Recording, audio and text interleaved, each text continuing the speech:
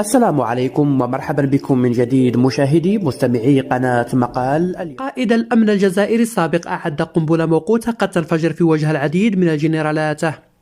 اعتبرت مصادر مغرب أنتيليجونس أن سقوط فريد بن شيخ المدير العام السابق للأمن الجزائري في مطلع يناير الجاري بمثابة قنبلة موقوتة حقيقية يمكن أن يؤدي يوم انفجارها إلى زعزعة النظام الجزائري برمته.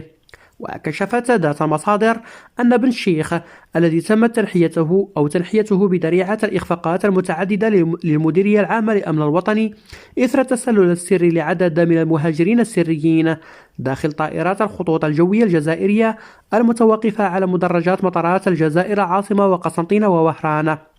صاغ العديد من الملفات التي تدين العديد من الجنرالات المهمين في الجيش والمخابرات وعائلاتهم. وبحسب المصادر ذاتها فإنه منذ 2022 إلى نهاية 2023 حشد فريد بن الشيخ فرق تحقيق كاملة من الشرطة القضائية لإجراء تحقيقات معمقة وجمع معلومات مفصلة حول جنرالات المخابرات على رأسهم مهنا جبار رئيس المخابرات الخارجية وجمال كحال رئيس المخابرات الداخلية. بل إن المدير السابق اتصل بجهات لدى مصالح الأمن الفرنسي للحصول على معلومات عن مولود نجل مهنا جبار وهو رجل أعمال مقيم في فرنسا.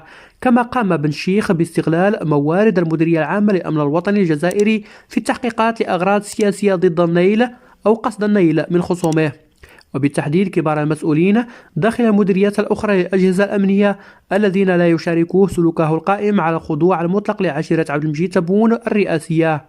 ولتبرير شرعية وموضوعية هذه التحقيقات التي أجريت حول الجنرالات، أوضح الشيخ لمعاونيه أنه كان يطبق تعليمات صادرة مباشرة من بوعلام مستشار تبون أكثر نفوذا.